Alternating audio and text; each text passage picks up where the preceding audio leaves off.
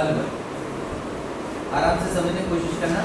अलवर किसान आंदोलन, कौन सा आंदोलन पढ़ रहे थे? अलवर के अंदर किसान आंदोलन की बात कर रहे हैं, भरतपुर के अंदर किसान आंदोलन की बात कर रहे हैं अपन, यानी अपन ओवरऑल मेवात क्षेत्र के किसान आंदोलनों की बात कर रहे हैं। कौन से क्षेत्र की बात कर रहे हैं? मेवात क्षेत्र।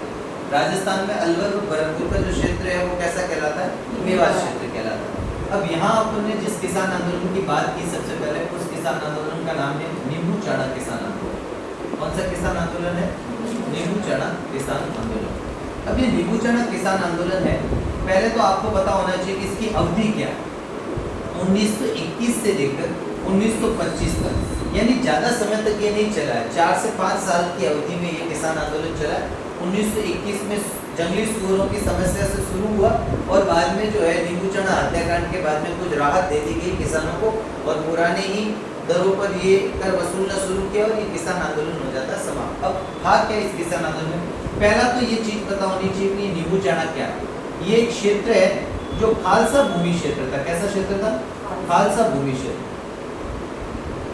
खालसा भूमि क्षेत्र था और अलवर के बानसूर तहसील, अलवर के कौन से? बानसूर तहसील के अंतर्गत आता है। कौन सी तहसील थी? बानसूर तहसील।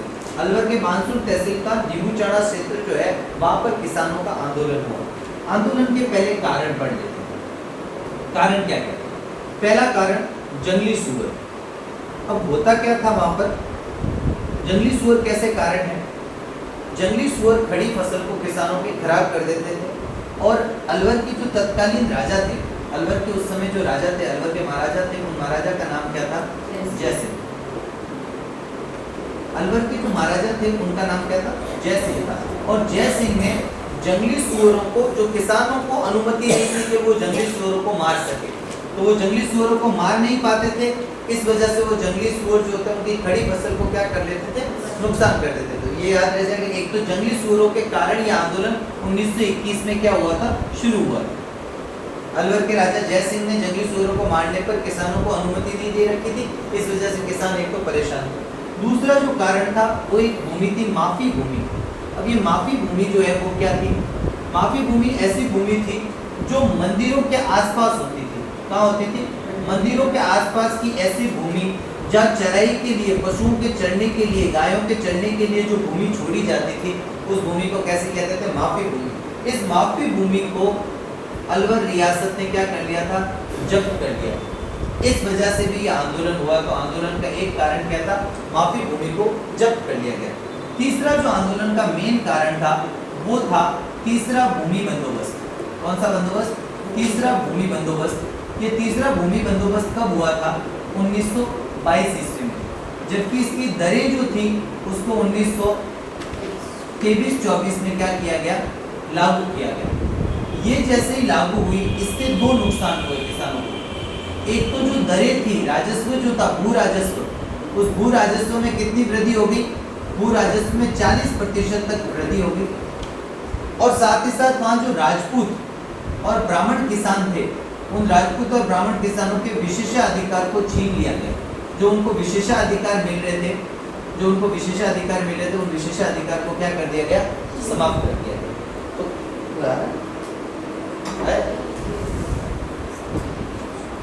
ठीक है, तो उस विशेषाधिकार को क्या कर दिया गया? समाप्त कर दिया गया। अलवर की स्थिति ऐसी थी कि अलवर की अगर अपन बात करें तो अलवर की कुल भूमि अगर है तो इसमें से 80% जो भूमि थी, 80% तक, वो कैसी भूमि थी? खालसा भूमि थी। और 20% की जो भूमि थी वो कैसी भूमि थी? जागीर भूमि थी। याद रह जाएगा, अलवर में 80% तक खालसा भूमि और 20% तक जागीर भूमि। खालसा भूमि वो भूमि होती है जो सीधे केंद्र सरकार के, यानी सीधे रियासत के राजा के अधीन होती है।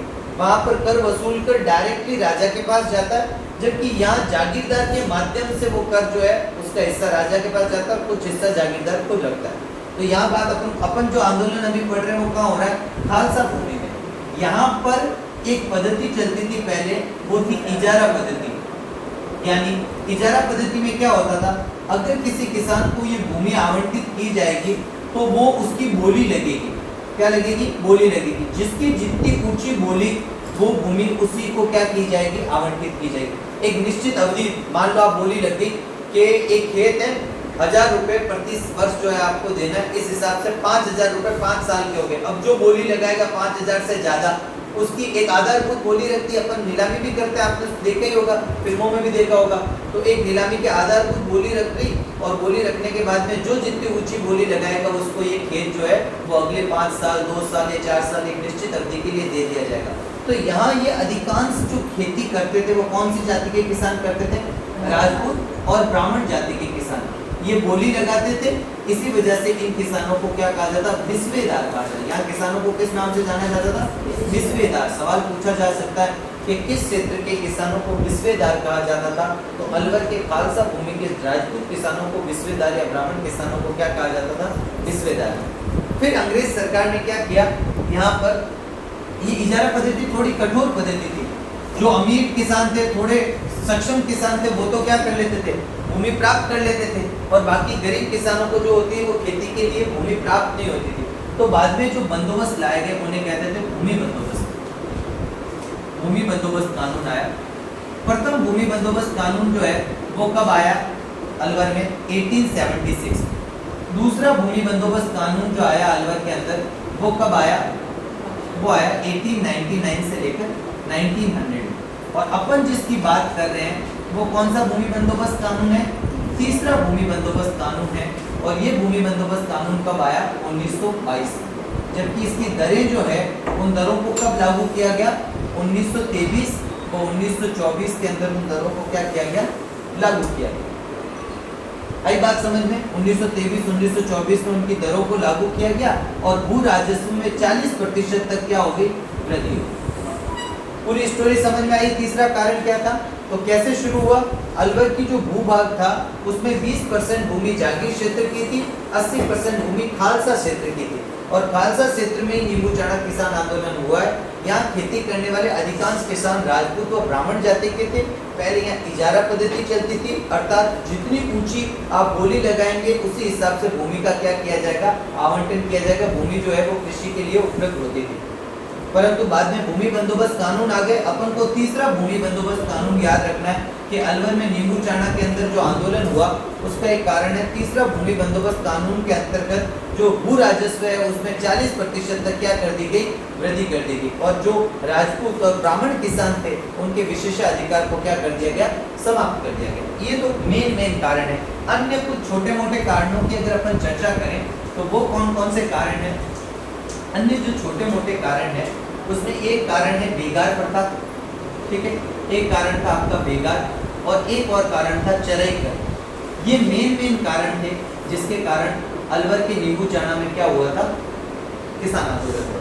अब अपन बात करेंगे कि किसान आंदोलन कौन सी जाति कर रही थी। तो बार बार अपन ने क्लियर कर रखा है कि कौन सी जाति के किसान कर रहे थे? राजपूत जाति के किसान। राजपूत जाति के किसान।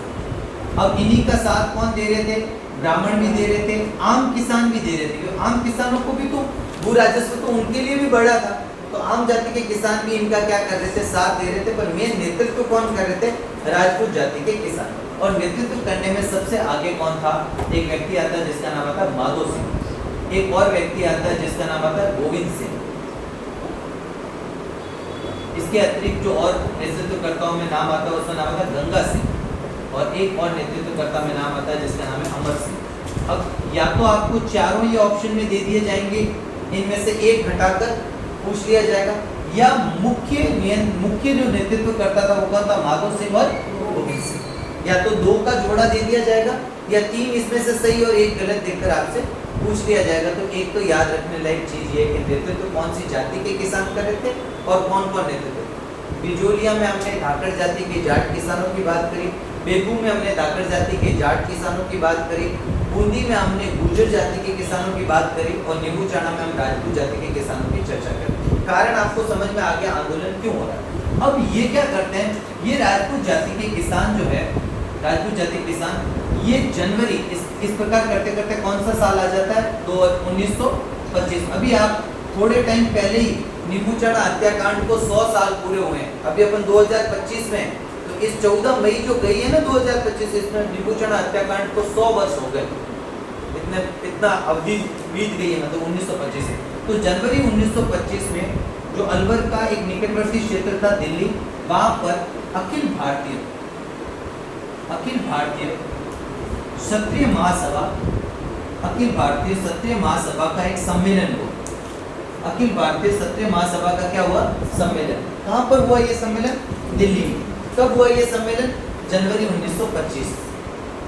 ये जब सम्मेलन, ये जो अधिवेशन हुआ, इसमें राजपूत जाति के लगभग 200 किसानों ने क्या लिया? भाग लिया। और ये कहाँ के सारे किसान थे? नींबू चाणा के किसान थे। नींबू चाणा के राजपूत जाति के किसानों ने यहाँ पर भाग लिया।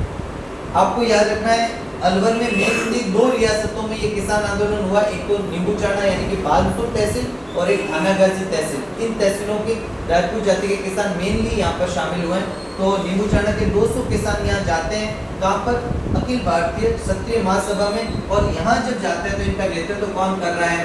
माधव सिंह इनका क्या कर रहा है? नेतृत्व कर रहा है। गोविंद सिंह इनका क्या कर रहा है? नेतृत्व कर रहा है। और इन्होंने अपना एक मांग पत्र तैयार किया और उस मांग पत्र या उस पुस्तक का नाम क्या दिया गया? पुकार। दूसरा सवाल आपका तैयार है। दूसरा सवाल तैयार किया आपका, पुकार का संबंध किससे? या पुकार नामक मांग पत्र या पुकार नामक पुस्तक का संबंध किससे? पुस्तिका का। तो आपका कौन सा है? नींबू चाणा या अलवर किसान आंदोलन से संबंध रखते हैं। क्या है पुकार? इस पुकार में इन्होंने अपनी मांग, कि हम ये आंदोलन क्यों कर रहे हैं, तो इन्होंने पहला तो बोला हमारी मेन मांग है कि जो माफी भूमि है जिसको सरकार ने जब्त कर लिया है, अलवर रियासत ने जब्त कर लिया, पहले तो उसे छोड़ो। दूसरा इन्होंने अपना कारण क्या बताया कि जो आप सुअर को, जंगली सुअरों को मारने की अनुमति नहीं दे रहे हो, वो एक तो अनुमति दो हमें, क्योंकि हमारी खड़ी फसल को जंगली सुअर क्या कर रहे हैं? खराब कर रहे हैं, नष्ट कर रहे हैं। तीसरा है जो आपने ये 40% भू राजस्व बढ़ाया है, इस भू राजस्व में क्या करो? कमी करो। मेन अपनी मांगों के साथ में इन्होंने पुकार मांग पत्र तैयार कर दिया। और ये पुकार मांग पत्र किसके सामने प्रस्तुत कर दिया? अखिल भारतीय क्षत्रिय महासभा के माध्यम से अलवर के महाराजा जय सिंह के सामने ये प्रस्तुत हो गया। अब इस प्रकार से किसान इकट्ठा होने शुरू हुए और आसपास के राजपूत किसान भी कहाँ पर इकट्ठा होने शुरू हुए? नींबू चाणा। कहाँ पर इकट्ठा होने शुरू हुए? नींबू चाणा। नींबू चाणा अलवर में किसानों ने क्या किया? किसान जो है वो एकत्रित होना शुरू हुए। जब किसान यहाँ एकत्रित हुए तो अलवर के महाराजा, अलवर के जो राजा है, उन अलवर के राजा का क्या नाम है? जय सिंह। इन अलवर के राजा जय सिंह ने 7 मई 1925 को एक जांच आयोग भेजा। क्या भेजा? जांच आयोग भेजा। और उस जांच आयोग किसके नेतृत्व में भेजा? वो जिसका नेतृत्व है उसका नाम है रामचंद्र ओझा। रामचंद्र ओझा के नेतृत्व में क्या भेजा गया? जांच आयोग भेजा गया। एक नाम ये याद रख लेना कि अलवर के अंदर किसके आया हुआ सवाल?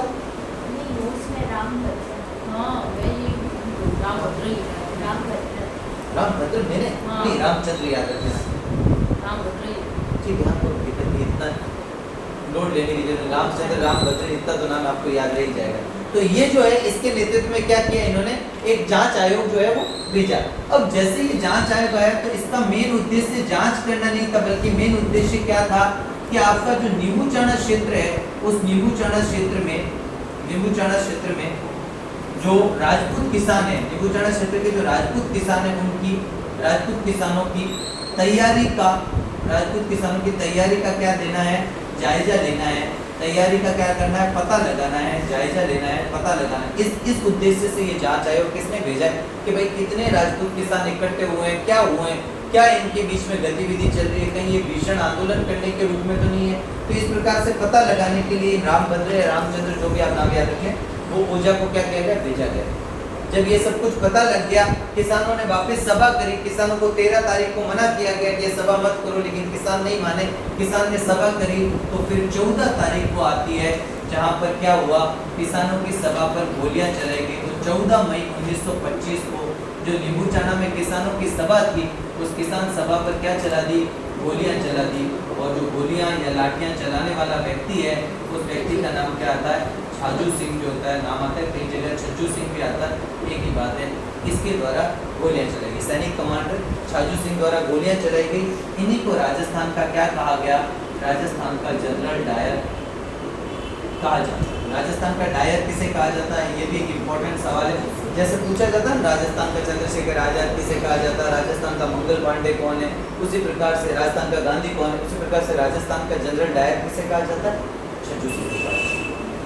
इसमें हाँ, अब कई जगह फैक्ट में 156 भी है, कई जगह फैक्ट में 168 भी है, मैंने दोनों ही देख लिए, तो आप दोनों ही याद रख लेना। अगर 156 लोग शहीद हुए तो वो भी याद रख लेना, और 168 दोनों ही याद रख लेना। जबकि 600 के आसपास में लोग क्या हुए यहाँ पर घायल। इस घटनाकांड को राजस्थान का जलियांवाला बाग हत्याकांड कहते हैं। राजस्थान का दूसरा जलियांवाला बाग हत्याकांड भी अपन पढ़ेंगे। इसे क्या कहा जाता है? राजस्थान का जलियांवाला बाग हत्याकांड। इसी प्रकार से आपको पता होगा, ये अपन बात कर रहे हैं 1925 की। सन 1919 में अमृतसर के अंदर एक जलियांवाला बाग हत्याकांड हुआ था। किसके विरुद्ध, कौन से एक्ट के विरुद्ध हुआ था?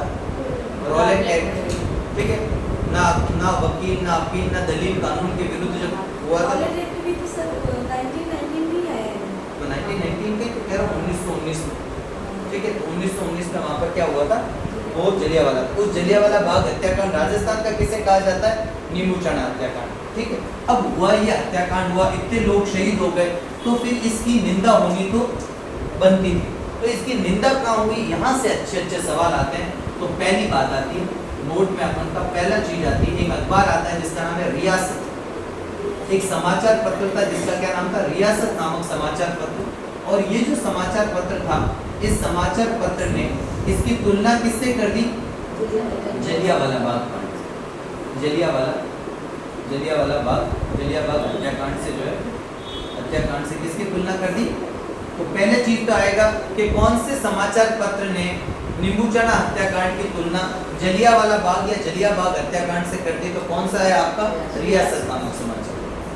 एक और समाचार पत्र आता है, उस समाचार पत्र का नाम आता है तरुण राजस्थान। कौन सा समाचार पत्र आता है? तरुण राजस्थान।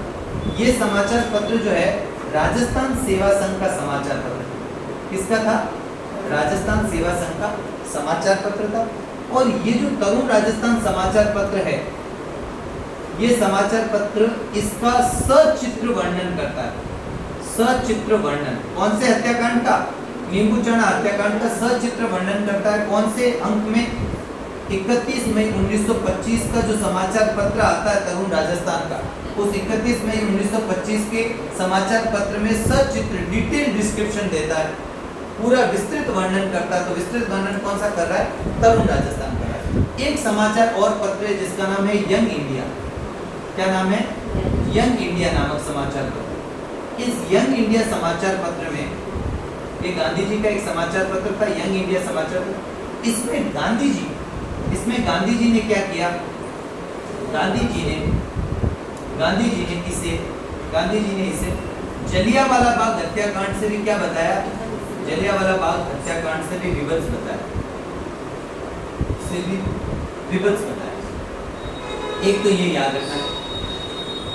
दूसरी बात आती, इसी को क्या बोला? दोहरी डायरशाही। जैसे वहां पर जनरल डायर की बात आती है, वैसे यहाँ दोहरी डायरशाही किसे कहा है गांधी ने? तो गांधी ने किसे कहा है दोहरी डायरशाही? एक आपको याद रखना, नींबूचढ़ा हत्याकांड। इसके लिए जो वर्ड यूज किया जाता है, उस वर्ड का नाम है डायरिज्म डबल डिस्टिल्ड।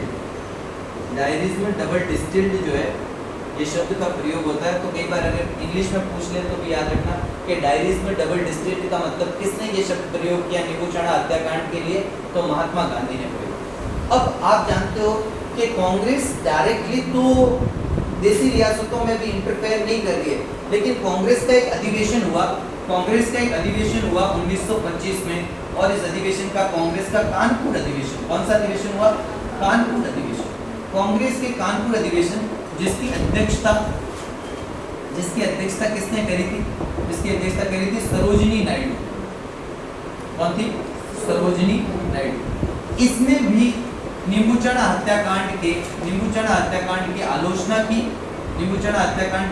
की, साथ ही साथ नींबूचढ़ा हत्याकांड के लिए प्रस्ताव भी लाया कि भाई नींबूचढ़ा हत्याकांड में जो हुआ है उसकी निंदा करने के लिए क्या लाया गया?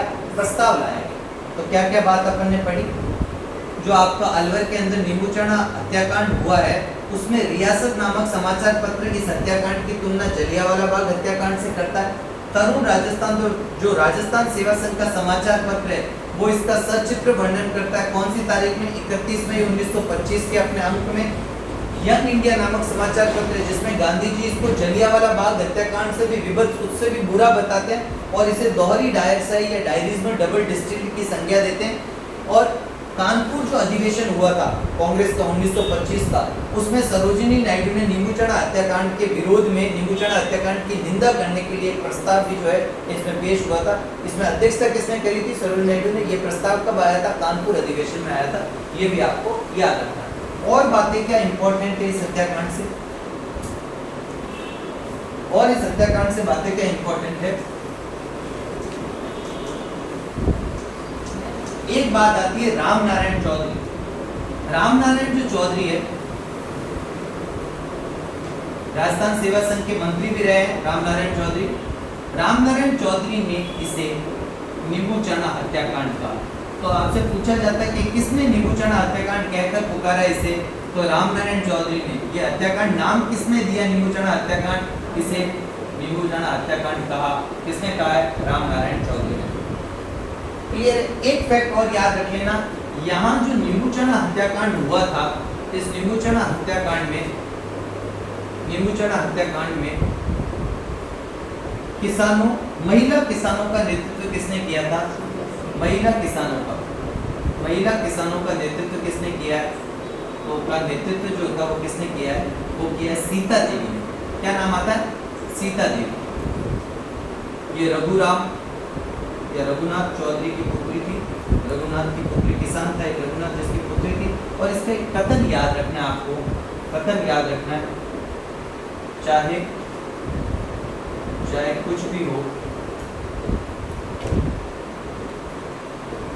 हम ठिकाने को बेगार नहीं देंगे। ये कथन इसने महिलाओं को ललकारते हुए, महिलाओं में ऊर्जा भरते हुए कहा था, चाहे कुछ भी हो जाए हम ठिकाने को क्या नहीं देंगे। बेगार क्या था आप सब जानते हो?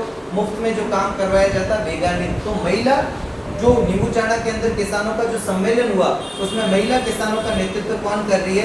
सीता देवी, जो किसान रघुराज चौधरी की बेटी है। तो ये यहाँ पर क्या कर रही है? नेतृत्व। इसके अलावा और फैक्ट अपन ने चर्चा कर ली, रियासत की बात। एक और क्रांतिकारी आते हैं, इसे मिटा देता हूँ। एक और क्रांतिकारी आते हैं, उस क्रांतिकारी का नाम है भेरूचा। एक क्रांतिकारी है और उस क्रांतिकारी का नाम क्या है? भेरूचा। ये जो भेरूचा नामक क्रांतिकारी है, ठीक है, भेरूचा नामक जो क्रांतिकारी है, इस क्रांतिकारी ने जय सिंह को सलाह दी कि किसानों का शोषण ना करे, नहीं तो रूस के जार जैसी हालत हो जाएगी। रूस के जो जार है ना, रूस का शासक जार जैसी स्थिति हो जाएगी। कैसी स्थिति हो जाएगी? रूस के शासक जार जैसे। रूस के शासक जार के साथ, हाँ मैडम क्या हो गया? हाँ, थोड़ा ध्यान केंद्रित करो आप, है ही नहीं आपका ध्यान यहाँ, ठीक है। क्रांतिकारी जो है भेरूचा की बात करें, जय सिंह जो है उसने जय सिंह को सलाह दी। किसने सलाह दी? इस भेरूचा ने सलाह दी कि किसानों का जो है वो शोषण नहीं करे, नहीं तो आपकी भी हालत कैसी हो जाएगी, जैसे रशिया के अंदर जार निकोलस की जो हालत हुई, वैसे के वैसे आपकी भी क्या हो जाएगी हालत। आपको भी क्या करना पड़ेगा? गद्दी से हटा दिया जाएगा।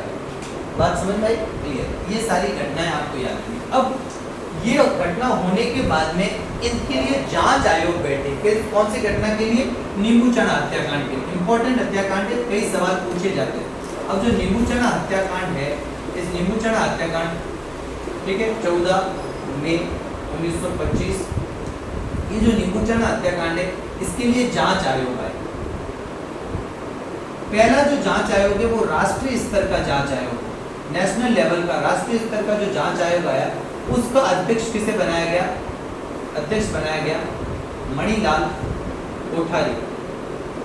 मणिलाल कोठारी को क्या बनाया गया? इसका अध्यक्ष बनाया गया। जांच आयोग का अध्यक्ष को मणिलाल कोठारी को, और सचिव पद किसको दिया गया? सचिव बनाया गया राम नारायण चौधरी। ये इंपॉर्टेंट है, पूछे जाते हैं। जांच आयोग के काफी सवाल आते हैं, तो 2-3 बार आप पढ़ोगे तो आपको याद रह जाएगा। तो अगर पूछे नींबूचढ़ा हत्याकांड के लिए नेशनल लेवल का, राष्ट्रीय स्तर का जांच आयोग किसकी अध्यक्षता में आया? मणिलाल कोठारी की अध्यक्षता में। और सचिव किसको बनाया गया? राम नारायण चौधरी। एक आता है राजस्थान, ये तो पहला हो गया राष्ट्रीय स्तर का। एक राजस्थान सेवा संघ, राजस्थान सेवा संघ, राजस्थान सेवा संघ का जो जांच आयोग था, इन्होंने भी एक जांच आयोग भेजा। और इन्होंने जो जांच आयोग भेजा उसमें कौन कौन है? इस जांच आयोग में कौन कौन है? तो एक तो नाम आता है आपका हरिभाई किंकर। क्या नाम आता है? हरिभाई किंकर। एक नाम आता है कन्हैयालाल कालंत्री, कन्हैयालाल कालंत्री। और एक नाम आता है लादू राम जोशी, लादू राम जोशी। आपको याद हो तो मैंने बिजोलिया किसान आंदोलन में एक महिला का नाम बताया था। कौन सी महिला थी जो गिरफ्तार हुई थी? ये रमा देवी जोशी, इस लादूराम जोशी की पत्नी थी। रमा देवी मात्र 7 साल की आयु में उसका विवाह हो जाता है और वो 9 साल की आयु में विधवा हो जाती है। फिर जब उसका विधवा पुनर्विवाह होता है तो वो इसी राजस्थान सेवा संघ के सदस्य लादूराम जोशी के साथ होता है। तो वही रमा देवी जोशी उसका पूरा नाम है, इसी की वजह से जो लादूराम जोशी क्या थी? पत्नी। और बिजोलिया किसान आंदोलन में गिरफ्तार हुई वो महिला रमा देवी। क्लियर है? तो ये राजस्थान सेवा संघ का जांच है। अब इतना दबाव बना तो अलवर के महाराजा को भी क्या बनाना पड़ा? एक जांच आयोग। तो अलवर के राजा जय सिंह ने भी एक जांच आयोग भेजा। तो वो जय सिंह का जो जांच आयोग है उसकी बात कर लेते हैं। उसमें कौन कौन है? जय सिंह ने जो जांच आयोग, एक तो उसने किसको भेज दिया? उसी छाजू सिंह को भेज दिया, ठीक है। एक उसने व्यक्ति भेजा, उसका नाम है सुल्तान सिंह।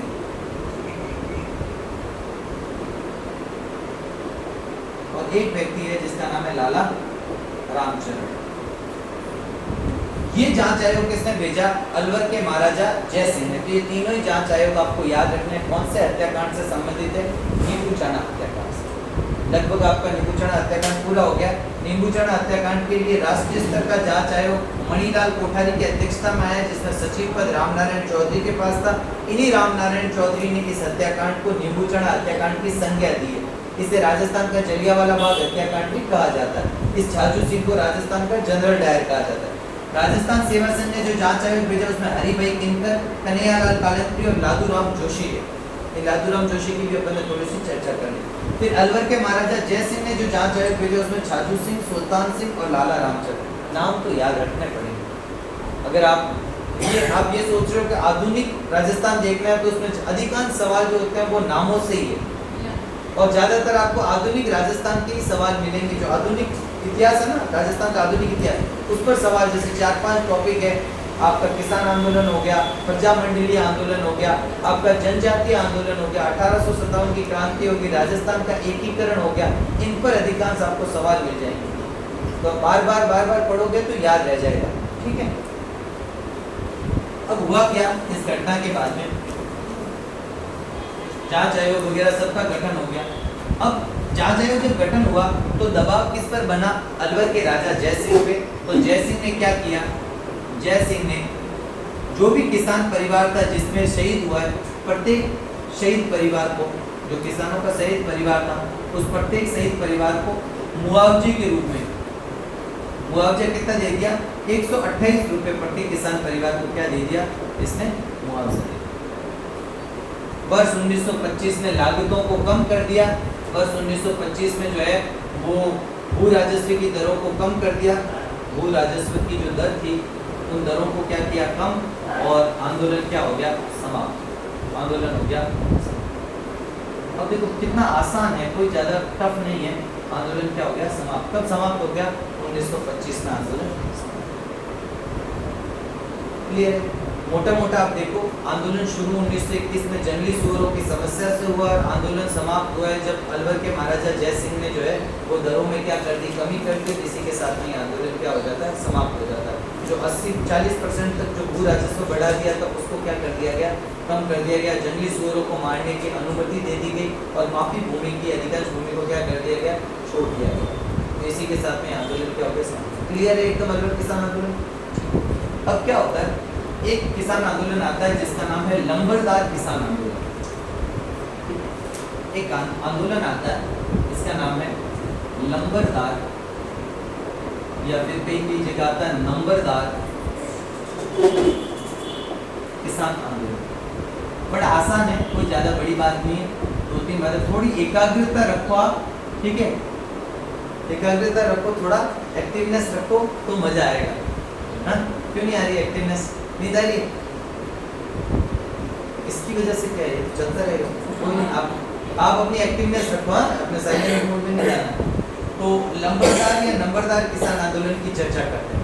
यह आंदोलन एक्चुअल में भरतपुर क्षेत्र में है, मेवात, लेकिन मेवात में भी कहाँ पर हुआ? भरतपुर में हुआ। अगर आपसे पूछा जाता है कि नंबरदार या लंबरदार किसान आंदोलन कहाँ पर हुआ? भरतपुर। अगर भरतपुर ऑप्शन में नहीं है तो फिर आप सेकेंडरी क्या करोगे? मेवात से। भरतपुर नहीं है तो फिर आप क्या कहेंगे?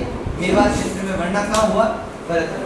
ज्यादा लंबा आंदोलन नहीं चला, ये चला 1931 में। ये आंदोलन कब हुआ?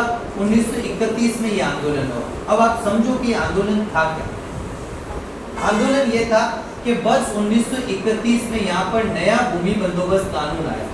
नया भूमि बंदोबस्त कानून आया, और जब नया भूमि बंदोबस्त कानून आया तो भू राजस्व जो है, उस भू राजस्व की दर कितनी कर दी गई? भू राजस्व की दर जो होती है वो 1/3 कर दी गई। यानी जो भी आपकी उपज होगी उसका 1/3 जो है वो भू राजस्व के रूप में, यानी कि अगर आपने 100% की उपज की है तो उसमें से 33% जो है वो कहाँ जाएगा? वो लैंड रेवेन्यू के रूप में लिया जाएगा। अब किसान आगे पहले से पीड़ित थे, किसानों ने बोला सर ये तो हम दे नहीं पाएंगे। साथ ही साथ नंबरदार कौन होते थे? लंबरदार या पटेल जो लोग होते थे वो ऐसे लोग थे, ऐसे व्यक्ति थे जो किसानों से, ऐसे व्यक्ति, ऐसे कर्मचारी लिख देंगे तो और बढ़िया, ऐसे कर्मचारी थे जो किसानों से भू राजस्व वसूलने का काम करते थे। वसूलने का काम, जो भू राजस्व वसूलने का काम करते थे उन्हीं को नंबरदार या लंबरदार या पटेल कहा जाता। आप सोचो, जो वसूलने आ रहा है वो कर्मचारी खुद आंदोलन कर रहा है, वो बोल रहा है कि वास्तव में किसानों की स्थिति ऐसी नहीं है कि वो इतना भू राजस्व दे पाएंगे। तो यहाँ आंदोलन कौन कर रहा है? यहाँ आंदोलन कर रहा है जो भू राजस्व वसूलने आने वाले कर्मचारी, और वो वसूलने वालों को लंबरदार कहते थे। इस वजह से इस आंदोलन को लंबरदार या नंबरदार आंदोलन कहा जाता है। और ये आंदोलन का नेतृत्व जो कर रहा है, उस नेतृत्वकर्ता का नाम क्या है? उस नेतृत्वकर्ता का नाम है भोज नायक। 3-4 इसके नाम याद रखना, भोज नायक लंबरदार, या इसी को भोजी लंबरदार, भोजी लंबरदार भी कहते हैं, या इसी को फौजी लंबरदार भी छपा है, ठीक है, फौजी। तो ये सभी नाम इसी के हैं, आप याद रख लेना। वैसे मेन नाम है इसका भोज नायक लंबरदार के नेतृत्व में यहाँ पर क्या हुआ? आंदोलन।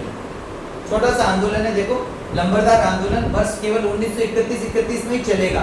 भरतपुर, पहला तो आपको प्रेफरेंस देना, भरतपुर में हुआ है। भरतपुर ऑप्शन नहीं है तो फिर मेवात क्षेत्र का ये आंदोलन है। आंदोलन क्यों हो रहा है कि 1931 में भरतपुर में नया भूमि बंदोबस्त कानून आया। जैसे नया भूमि बंदोबस्त कानून आया तो भू राजस्व लैंड रेवेन्यू को बढ़ा दिया, और लैंड रेवेन्यू बढ़ा के कितना कर दिया? 1.1/3 कर दिया, मतलब 33% कर दिया।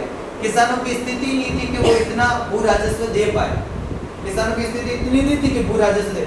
वहां पर जो कर्मचारी जो भू राजस्व लैंड रेवेन्यू को वसूल करने आते थे उन्हें लंबरदार या पटेल कहा जाता। इन्होंने आंदोलन का नेतृत्व किया। इन्होंने जब ये किसानों के पास गए, किसानों ने अपनी समस्या बताई, तो ये भी किसानों की तरफ हो गए, और इनमें से एक व्यक्ति आता भोज नायक लंबरदार, जिसे भोजी लंबरदार भी कहते हैं, इसके नेतृत्व में ये किसान आंदोलन हुआ। क्लियर है? अब जैसे किसान आंदोलन हुआ तो भोजी लंबरदार ने बोला 2 तारीखें आपको याद रखनी है इस किसान आंदोलन से। एक तारीख है 23 तारीख 23 नवंबर 1931। 23 नवंबर 1931 को इसी भोज नंबरदार के या भोजी नंबरदार के नेतृत्व में 500 किसान, कितने किसान? 500 किसान कहाँ एकत्रित हुए? 500 किसानों ने धरना दिया, और धरना कहाँ दिया? भरतपुर स्टेट काउंसिल के कार्यालय, भरतपुर स्टेट काउंसिल के कार्यालय के सामने। कहां पर दिया गया? भरतपुर स्टेट काउंसिल के कार्यालय के सामने इन्होंने धरना दिया। कब धरना दिया? 23 नवंबर 1931 को। क्यों धरना दे रहे हैं? कि इस भू राजस्व को क्या करो, कम करो। लेकिन ये जो भरतपुर स्टेट काउंसिल है उन्होंने अगली दिन यानी 24 नवंबर 1931 को क्या कर दिया? इस भोज नंबरदार को या भोजी नंबरदार को क्या कर दिया? गिरफ्तार कर दिया। गिरफ्तार करके इसको कहाँ डाल दिया? जेल में। और कितने माह के लिए? 9 माह के लिए। 9 माह के लिए कहाँ डाल दिया? इसको जेल में डाल दिया। आई बात समझ में? बाद में 1931 में ही 1931 में स्टेट काउंसिल ने तय कर दिया, 1931 में स्टेट काउंसिल ने बोला कि हम 5 वर्ष तक नवीन करों को स्थगित करते हैं। नवीन करों को क्या कर दिया? स्थगित कर दिया। ये नया जो भू राजस्व आया था इसको स्थगित कर दिया, पोस्टपोन कर दिया। पोस्टपोन कर दिया तो किसानों ने क्या कर दिया? आंदोलन समाप्त कर दिया। याद रह जाएगा? बहुत सिंपल सा है, बहुत सिंपल सा। देखो क्या याद रखना है? पहली बात तो लंबरदार आंदोलन का संबंध कहाँ से? मोटा मोटा तो इतना से ही सवाल आता है। तो लंबरदार आंदोलन का संबंध है भरतपुर से। क्षेत्र पूछे तो कौन सा क्षेत्र है? मेवात क्षेत्र। याद रह जाएगा कौन सा क्षेत्र है? मेवात क्षेत्र। वर्ष 1931 ईस्वी के अंदर ये आंदोलन हुआ है। आंदोलन क्यों हो रहा है? नया भूमि बंदोबस्त कानून आया, भू राजस्व को बढ़ाया, 1/3 कर दिया। भू राजस्व को बढ़ाया तो किसान उसे देने में सक्षम नहीं थे। जो किसानों से ये कर वसूलने जाते थे उन कर्मचारियों को लंबरदार कहा जाता था। वो भी किसानों की तरफ हो गए। उनमें से एक व्यक्ति आता है जिसका नाम है भोज नायक लंबरदार। वो किसानों का नेतृत्व करता है। उसके नेतृत्व में ये किसान कहाँ पर आते हैं? ये आते हैं 23 नवंबर 1931 को 500 किसान भरतपुर स्टेट काउंसिल के कार्यालय ऑफिस के सामने धरना देते हैं।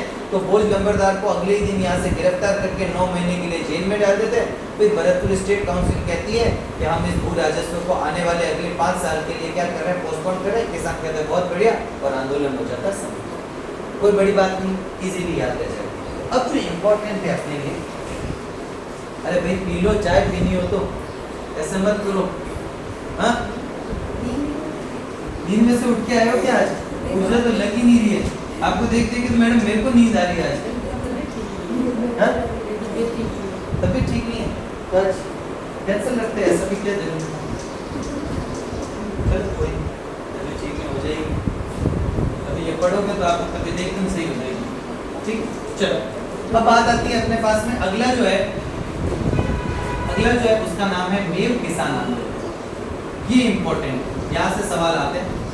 अलवर में अगर आपसे सवाल आएंगे, मेवात में अगर सवाल आएंगे तो या तो आएंगे आपके मेव किसान आंदोलन से, या आपका सवाल कहाँ से पूछा जाएगा? नीमू चाणा किसान आंदोलन से। लंबरदार से थोड़ा सा चांस है कि मैं भी पूछ लिया। आजकल जो एग्जाम का पैटर्न हुआ है कि छोटे छोटे किसान आंदोलनों से जो सवाल पूछे तो उससे भी पूछ सकते। अब मेव क्या है? अब मोटा मोटा समझो पहले क्या था। ये अलवर का क्षेत्र, ये भरतपुर का क्षेत्र है। एक बार के लिए मान लो इस पूरे क्षेत्र को राजस्थान में हम क्या कहते थे? मेवात से। कौन सा क्षेत्र कहते थे? मेवात से।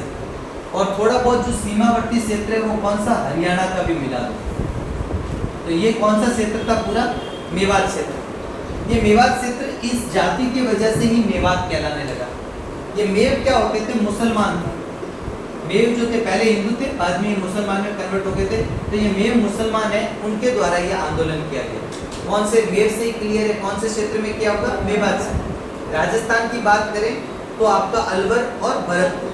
और अगर अपन हरियाणा की बात करें तो हरियाणा का जो गुड़गांव वाला क्षेत्र है, गुरुग्राम वाला क्षेत्र है, वहां पर, और अंबाला वाला जो क्षेत्र है वहां पर भी ये किसान आंदोलन हुआ।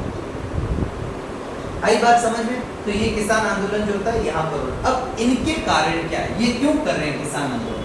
इनके किसान आंदोलन का कारण समझा। एक तो ये भी पीड़ित है। किससे पीड़ित है? जंगली सुअरों से। वहां पर क्या होता था? राजा जो था अपने शिकार करने के लिए जंगली सुअरों को रखते थे, और किसान अगर उन किसानों को उनको मारने की अनुमति नहीं थी, फिर शिकार के लिए जाते थे और राजा खुद क्या करते थे? उनको मारते थे। तो इस वजह से उन रोंदी में एक क्षेत्र होता था, उस क्षेत्र के अंदर उन किसान उस सुअरों को मारने पर प्रतिबंध लगा हुआ था। तो एक तो ये भी पीड़ित किससे हैं? जंगली सुअरों से। इनके भी वही समस्या है जंगली सुअरों वाली। दूसरा इनकी जो समस्या है, ये आंदोलन जो होता है, ये आंदोलन लगभग 1932 से 1934 तक चलता है। आपको समय भी पता लग जाएगा कि ये कब से कब तक हो रहा है। 1932 टू 1934 में एक किसान आंदोलन चल रहा है। कहाँ पर चल रहा है? मेवात क्षेत्र के अंदर चल रहा है। राजस्थान की बात करें तो राजस्थान का एक तो अलवर, और दूसरा राजस्थान का कौन सा? भरतपुर क्षेत्र जो होता है वहाँ पर ये किसान आंदोलन चल रहा है। अगर अलवर की भी मैं बात करूँ तो कुछ ऐसे क्षेत्र हैं जो मेव बहुल क्षेत्र थे, जिसमें एक तिजारा है, आपका रामगढ़ है, लक्ष्मणगढ़ है और किशनगढ़। याद रह जाएगा, राम लक्ष्मण किशन ऐसे क्षेत्र याद रख लेना। तो रामगढ़, लक्ष्मणगढ़, किशनगढ़ और एक तिजारा। तिजारा इंपॉर्टेंट याद रखना। तिजारा कहाँ पर पड़ता है? अलवर में पड़ता है, वर्तमान के अंदर बहरोड में पड़ता है, लेकिन आप याद रख लेना अलवर। तो ये जो अलवर भरतपुर क्षेत्र में मेवात क्षेत्र है, इसके अलावा हरियाणा का गुड़गांव अंबाला जो क्षेत्र है वो सीमावर्ती क्षेत्र है वहाँ पर। और अलवर में भी बात करें तो तिजारा, रामगढ़, लक्ष्मणगढ़ और किशनगढ़, ये सारे जो थे ना मेव बहुल क्षेत्र थे। यहाँ पर मेव जो होते हैं ना बहुत ज्यादा थे, मेव बहुल क्षेत्र थे। और मेवों के जो आंदोलन हो रहा है उसका एक कारण तो है जंगली सुअर, दूसरा कारण है कि जो अलवर का राजा है और जो भरतपुर का राजा है, अलवर का उस समय राजा आप सब जानते कौन था? जय सिंह। अलवर के अधिकांश किसान आंदोलनों के समय राजा कौन है? जय सिंह। और भरतपुर का जो राजा है, उस भरतपुर के राजा का नाम है किशन सिंह। इन दोनों ने क्या किया? इन दोनों ने हिंदी भाषा को अपने क्षेत्र की क्या बना दी? राष्ट्रीय भाषा घोषित कर दी। और ये बात किसको पसंद नहीं आई? मेव मुसलमानों को पसंद नहीं। मेव मुसलमान क्या चाहते थे? मेव मुसलमान चाहते थे, मेव चाहते थे कि उर्दू जो है उसको क्या दिया जाए? बढ़ावा दिया जाए। उर्दू जो है उसको क्या दिया जाए? उर्दू भाषा को बढ़ावा दिया जाए। एक तो उनकी मांग ये थी, ठीक है। आई बात समझ में? क्यों आंदोलन हो रहा है? पहला आंदोलन तो जंगली सुअर की समस्या तो यहाँ के किसानों की। दूसरा क्या था? अलवर के राजा जो थे उनका नाम था जय सिंह, भरतपुर के राजा जो थे किशन सिंह। उन्होंने अपने क्षेत्र में हिंदी भाषा को क्या कर दिया? राष्ट्रीय भाषा का दर्जा दे दिया। और मेव मुसलमान उर्दू भाषा को क्या दिलाना चाहते थे? बढ़ावा दिलाना चाहते थे। ये इनकी एक मांग थी। और इनकी मांग की बात करें तो एक और इनकी मांग थी, इन्होंने बोला कि मुस्लिम जो लोग हैं उनको सरकारी नौकरी में, मुसलमानों को किसमें? सरकारी नौकरी में क्या दी जाए? अधिक भागीदारी दी जाए। सरकारी नौकरी में अधिक भागीदारी क्या दी जाए? सरकारी नौकरी में अधिक भागीदारी दी जाए। ये भी इनकी क्या थी? मांग। ये क्या मांग थी? सरकारी नौकरी में अधिक भागीदारी। दूसरा, जो मस्जिद है उन मस्जिद पर सरकारी नियंत्रण समाप्त हो। मस्जिद पर सरकारी जो नियंत्रण, गवर्नमेंट का जो कंट्रोल है वो नियंत्रण क्या हो? समाप्त हो। ये इनकी मांगे। भाई बात समझ में? क्या क्या मांग कर रहे हैं? पहला तो बोला उन्होंने कि उर्दू भाषा को क्या देना चाहिए? बढ़ावा देना चाहिए। दूसरा, आपको मुस्लिम जो है उनको सरकारी नौकरी में अधिक हिस्सेदारी देनी चाहिए और मस्जिदों पर सरकारी नियंत्रण समाप्त करना है। और जंगली सुअरों की जो समस्या वो तो यहाँ पर भी समझ में आ रहा है, ध्यान से समझ लेना।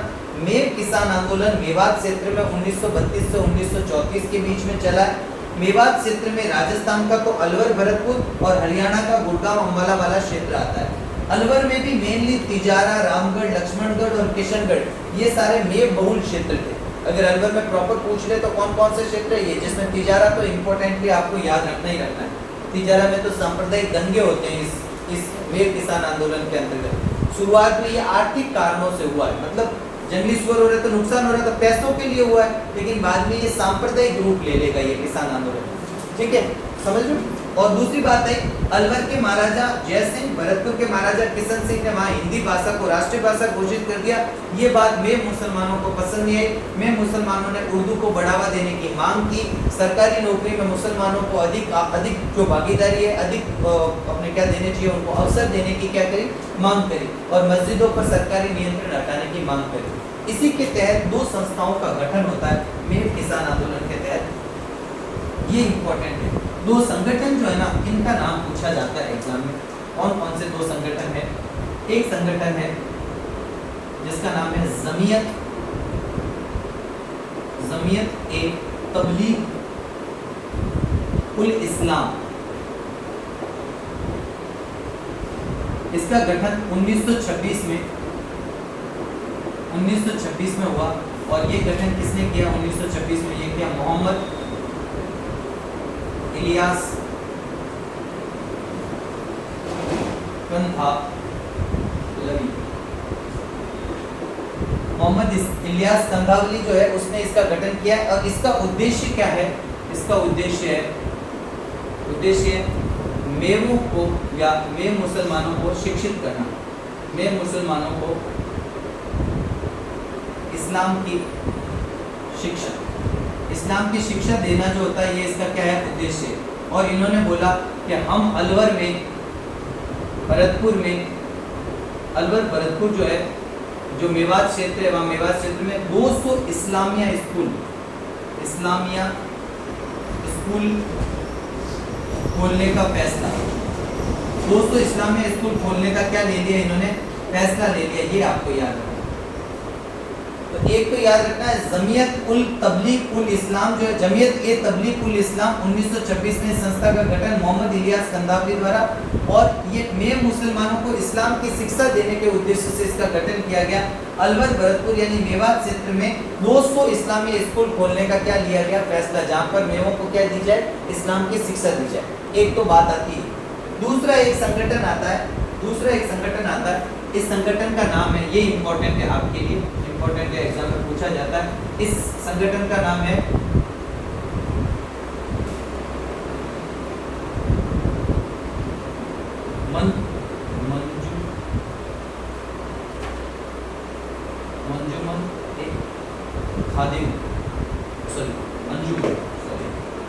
अंजुमन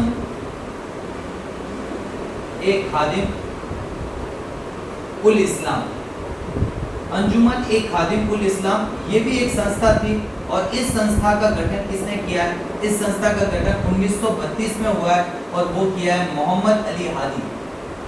मोहम्मद हादी द्वारा इसका क्या किया गया, गठन किया गया। ये अलवर निवासी था, अलवर निवासी, इसने इसका गठन किया है। और इसका उद्देश्य क्या था, इस संगठन का उद्देश्य जो था वो क्या था, इसका उद्देश्य था सामाजिक उन्नति, किसकी, मेवों की, मेवों में जो है सामाजिक उन्नति करानी। इसी वजह से जो होता है ये संगठन जो है, संस्था जो, तो ये दो संस्थाएं जिसमें से आपको ज्यादा याद रखनी है। अंजुमन ए खादिम उल इस्लाम संस्था 1932 में इसका गठन, क्योंकि अपन ये मुसलमान आंदोलन को कब मान रहे हैं, 1932 से। तो ये राजस्थान के अगर सापेक्ष में देखें तो आपको ये नाम याद रखना है, मोहम्मद हादी, अलवर निवासी था, और इन्होंने जो था अपने समाज में जो है इस जागरूकता को, समाज का उत्थान करने के लिए, समाज की उन्नति यानी में मुसलमानों को उत्थान करने के उद्देश्य से जो संस्था बनी है, उस संस्था का नाम है अंजुमन ए खादिम उल इस्लाम। अभी तक की परिपाटी पूरी समझ में आई? क्या आपने बताया पहले ये आंदोलन क्यों हो रहा है, जंगली सुअरों की वजह से।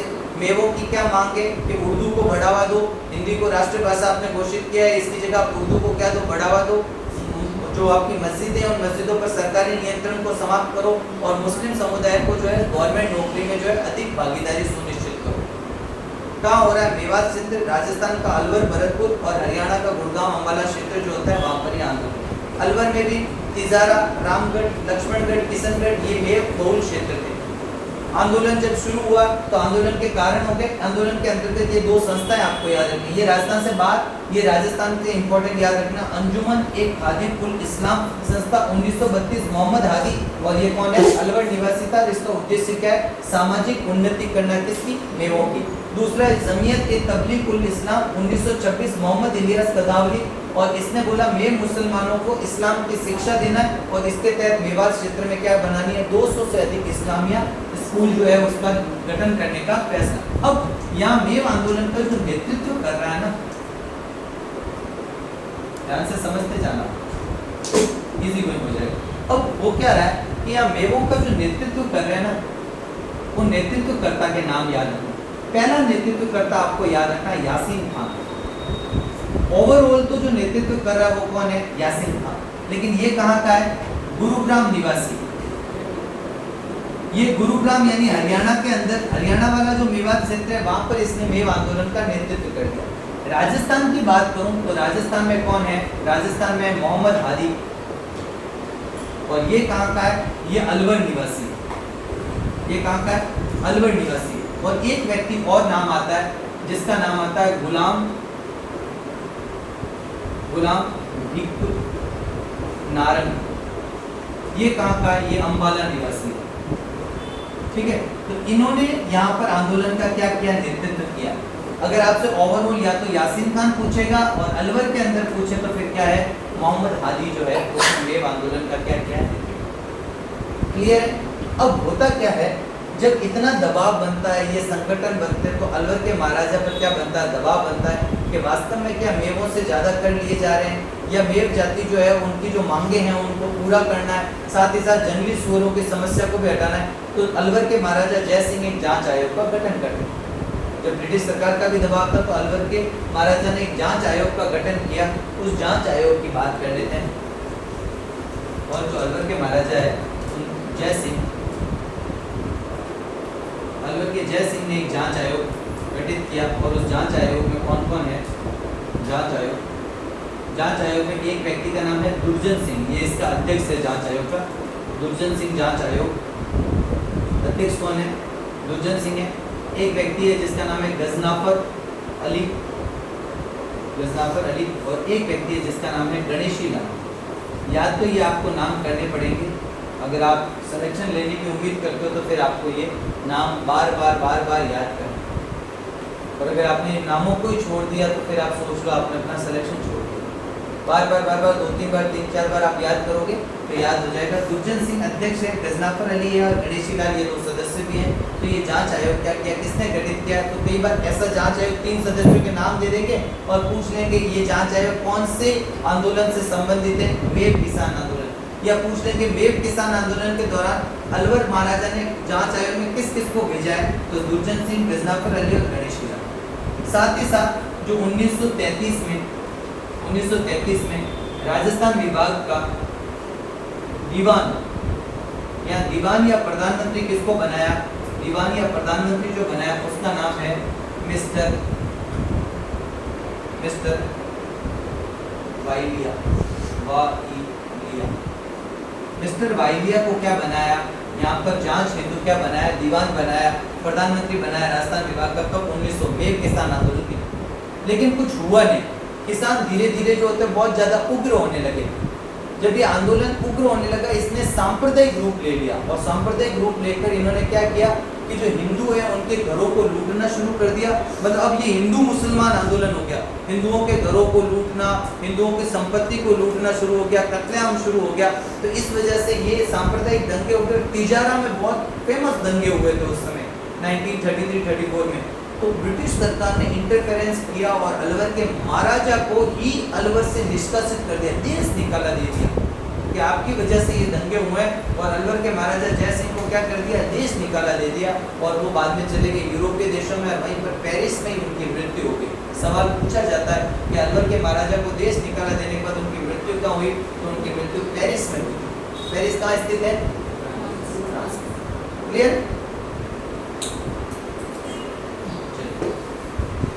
ये बात आपको समझनी है कि धीरे धीरे मेव किसान आंदोलन जो है, मेव किसान आंदोलन कैसे बन गया?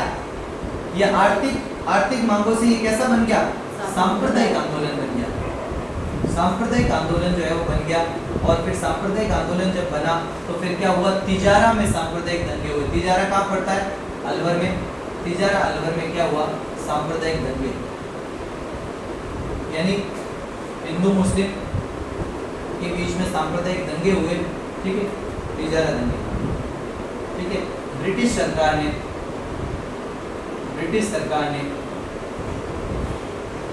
अलवर के जय सिंह को देश निकाला दिया। और जब इनको देश निकाला दिया तो ये कहाँ चले गए? ये चले गए पेरिस। और पेरिस में इनकी क्या होगी? मृत्यु होगी। तो याद रखना अलवर के महाराजा की मृत्यु कहाँ हो जाती है? पेरिस। ये कहाँ चले जाते हैं? पेरिस चले जाते हैं। वहीं पर पेरिस में इनकी क्या हो जाती है? मृत्यु हो जाती है। फ्रांस में स्थित है पेरिस। क्लियर है? फ्रांस की राजधानी पेरिस है। इटली क्या है? इटली तो अलग देश है। तो क्या फ्रांस की राजधानी कौन सी है? पेरिस ही है। बोलो पीछे। ठीक, तो ये अपने पास में बात आती है बेटा से। अब हुआ क्या? अब अपने पास में क्या हुआ कि जो ब्रिटिश सरकार है उसने बोला कि ठीक है, अब मेव किसानों की जो भी मांग है वो मांग पूरी करो, इनको सरकारी नौकरी में भी आप भागीदारी अधिक दो, इनको जो मस्जिद है उससे भी सरकारी नियंत्रण को कम किया गया, साथ ही साथ उर्दू भाषा को जो होता है वो भी प्रोत्साहन, जंगली सूअरों वाली अधिकांश मांगों को क्या कर दिया गया, समाप्त कर दिया गया। इसके लिए जो सिफारिश की ना उस समिति का नाम याद रहना है। तो याद रखना, ब्रिटिश सरकार ने जो समिति बनाई, ब्रिटिश सरकार ने एक समिति बनाई और समिति किसके अध्यक्षता में बनी वो आपको याद रखना है। अजीजुद्दौला बिलग्रामी, अजीजुद्दीन दौला बिलग्रामी जांच समिति की सिफारिश पर मेवों की अधिकांश मांगे स्वीकार की, आंदोलन समाप्त। आई बात समझ में? अब शॉर्ट में आप देखो मेव किसान आंदोलन क्या है, क्लियर समझ? ब्रिटिश सरकार ने जो समिति बनाई उस समिति का नाम क्या है? उसका नाम है अजीजुद्दौला बिलग्रामी जांच समिति। और उसने सिफारिश की कि मेवों की जो मांग है उनको पूरा किया जाए, उनकी अधिकांश मांगों को मान लिया जाए। तो अंग्रेज सरकार ने उनकी मांगों को क्या कर लिया, मान लिया। और यह आंदोलन जो सांप्रदायिक रूप धारण कर चुका था, ये 1934 में क्या हो गया, 1934 में ये समाप्त हो गया। तो 1932 में तो ये आंदोलन शुरू हुआ था। मोहम्मद हादी ने जो एक संस्था बनाई थी, अंजुमन एक खादिमुल इस्लाम संस्था, ये आंदोलन शुरू हुआ और बाद में ये आंदोलन सांप्रदायिक दंगों का रूप लेकर अंततः 1934 में ब्रिटिश सरकार ने जब इनकी मांगे स्वीकार की तो ये आंदोलन क्या हो गया, समाप्त हो गया। क्लियर है? शॉर्ट में एक बार क्विकली देख लेते हैं अपन क्या है। हाँ,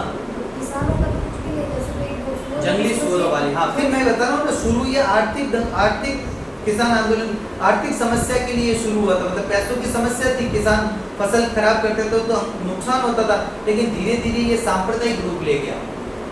ठीक है, तो इस वजह से हुआ। तो ध्यान से एक बार फटाफट अपन देख लेते हैं। ये मेव किसान आंदोलन कहाँ हुआ है? मेवात क्षेत्र में। मेवात क्षेत्र में बात करें तो एक तो आपका अलवर है, भरतपुर है, और हरियाणा का जो गुड़गांव क्षेत्र और अंबाला क्षेत्र जो होता है वहां पर जो है गुड़गांव और अंबाला क्षेत्र के अंदर ये आंदोलन हुआ है। अलवर में भी बात करें तो मैंने आपको 4 प्रमुख क्षेत्र बताए, एक तो तिजारा, रामगढ़, किशनगढ़ और आपका लक्ष्मणगढ़। इस क्षेत्र में मेव समुदाय जो होता है वो ज्यादा रहता था। चारों क्षेत्र अलवर में, चारों क्षेत्र अलवर के याद रखना, जहाँ पर मेव, क्योंकि मेनली ये जो फोकस हुआ ना मेव आंदोलन, ये मेनली अलवर में था। तभी तो अपन अलवर के राजा जय सिंह द्वारा सब बातें कर रहे हैं। इसका मेन रीजन ये हो क्योंकि दंगे जो हुए ना मेव आंदोलन के, वो तिजारा में ज्यादा हुए। ठीक है, तो क्या बात हुई कि अपन ने बात करी कि इन आंदोलन के कारणों की बात करी। कारण में एक तो अपन ने बात करी जंगली सुअर वाला कारण, एक इनका कारण था कि अलवर के महाराजा जय सिंह और अपने भरतपुर के महाराजा किशन सिंह ने हिंदी भाषा को राष्ट्रीय भाषा का दर्जा दे दिया था। तो फिर इन मेवों ने क्या मांग की कि एक तो उर्दू भाषा को क्या दिया जाए, बढ़ावा दिया जाए। दूसरा, मुस्लिम लोगों को जो है वो सरकारी नौकरी में अधिक अवसर दिए जाएं। तीसरा, भागीदारी उनकी अधिक हो। और तीसरा, मस्जिदों से सरकारी नियंत्रण, गवर्नमेंट के नियंत्रण को कम किया जाए, उसे हटा दिया जाए। इन मांगों के साथ में ये आंदोलन शुरू हुआ। आंदोलन का नेतृत्व अगर बात करें तो नेतृत्व मेन आदमी का नाम तो क्या है, यासीन खां। अगर ओवरऑल नेतृत्व करता है वो यासीन खां है, लेकिन ये गुड़गांव वाले मेवात क्षेत्र में आंदोलन का नेतृत्व कर रहे हैं। ओवरऑल तो यही है नेतृत्व। अलवर की बात करें तो अलवर में मोहम्मद अली हादी जो है उसने क्या किया है, नेतृत्व किया है। और एक और अम्बाला वाले क्षेत्र की अगर अपन बात करें तो वहाँ पर गुलाम बिक नारंग जो है उसके द्वारा क्या किया गया, नेतृत्व किया गया। अब कहाँ का नेतृत्व करता पूछ रहे हैं, कहाँ का व्यक्ति पूछ रहे हैं, उस हिसाब से आप आंसर दोगे। मोटा मोटा आपका आंसर क्या होगा, यासीन। अब 2 संस्था बनी जिसमें से एक संस्था 1932 में बनी, उसका नाम क्या था, अंजुमन एक खादिमुल इस्लाम। इस संस्था का उद्देश्य था मेवों के अंदर क्या जगाना है आपको, अंजुमन एक खादिमुल इस्लाम। इस संस्था का उद्देश्य क्या है, 1932 में जो मोहम्मद हादी द्वारा बनाएगी। इस संस्था का मेन उद्देश्य है कि इनमें क्या जगानी, सामाजिक उत्थान करना है मेवों का। इस उद्देश्य से संस्था एक और इससे पहले बन चुकी थी 1926 के अंदर मोहम्मद इलियास कंदावली द्वारा जिसका स्थापना की थी। उस संस्था का नाम था जमीयत ए तबलीग उल इस्लाम। उसका उद्देश्य था इस्लाम की शिक्षा देना और इसी के तहत मेवात क्षेत्र में 200 इस्लामिया स्कूल के गठन का क्या लिया गया था, हालांकि सरकार ने बाद में एक अध्यादेश भी जारी कर दिया था कि ऐसी कोई भी स्कूल, चाहे वो निजी संस्था हो या चाहे वो धर्मनिरपेक्ष हो या धार्मिक संस्था, बिना सरकार के इजाजत के ऐसी कोई संस्था का गठन नहीं किया जाएगा। तभी ये वाद विवाद जो होता बहुत ज़्यादा बढ़ गया था। बाद में ये हिंसक रूप ले लेता है और तिजारा में इसके तहत क्या होते हैं, सांप्रदायिक दंगे होते हैं। बाद में जांच आयोग भी बैठता है। जांच आयोग में जय सिंह ने दुर्जन सिंह को अध्यक्ष बनाया। इसके अलावा दो व्यक्ति और उसमें याद रखने, एक तो गजनाफर अली और एक गणेशी लाल। जबकि उसी समय ब्रिटिश सरकार ने जो मिस्टर वाइली को वहाँ पर क्या बनाकर भेजा था, दीवान यानी प्रधानमंत्री बनाकर भेजा था। परंतु ये सांप्रदायिक दंगों का रूप ले चुका था। अलवर के राजा के विरुद्ध बहुत आक्रोश था, तो ब्रिटिश सरकार ने अलवर के राजा जय सिंह को क्या दे दिया, देश निकाला। वो यूरोपीय देशों में चले गए। अंततः उनकी मृत्यु पेरिस में हुई। फिर ब्रिटिश सरकार ने इन करों के लिए एक समीक्षा आयोग बिठाया, एक समिति बिठाई। समिति किसकी अध्यक्षता में, अजीजुद्दौला बिलग्रामी की अध्यक्षता में एक समिति का गठन किया गया। इस समिति ने इनकी अधिकांश मांगों को मानने की सिफारिश की। ब्रिटिश सरकार ने इनकी मांगों को स्वीकार कर दिया और 1934 में नील किसान आंदोलन जो है वो क्या हो गया, समाप्त हो गया। एक हिंसक किसान आंदोलन है ये, क्योंकि यहाँ पर मुसलमान और हिंदुओं के बीच हो गया था ये आंदोलन। ठीक है, एक धार्मिक आंदोलन के रूप में, अपने सांप्रदायिक आंदोलन के रूप में ये रूप ले चुका था। हाँ, हिंदू भी करते, वो अलग क्षेत्र था। हिंदुओं, ये आंदोलन मेव वाला है, केवल मेव मुसलमानों का। उनको ये लग रहा था ना कि हिंदुओं के विशेषाधिकार तो दिए जा रहे हैं, हिंदुओं की हिंदी भाषा को तो राष्ट्रभाषा का दर्जा दिया जा रहा है, ऐसे भेदभाव हो गया आपस। उनको लगा कि हमारे साथ में भेदभाव हो रहा है। एक जो आता ना इंफीरियरिटी कॉम्प्लेक्स, वो आ गया कि हमारे साथ में ऐसे किया जा रहा है। तो इस वजह से जो है ये आंदोलन, तो ये अपन ने भरतपुर और अलवर के मेवात क्षेत्र के मेन 3 आंदोलनों की बात कर ली। नींबूचाड़ा किसान आंदोलन की बात कर ली, लंबरदार किसान आंदोलन या नंबरदार किसान आंदोलन की बात कर ली, और तीसरा आपका कौन सा हो गया, मेव किसान आंदोलन। बड़ा डिटेल में अपन ने पढ़ दिया।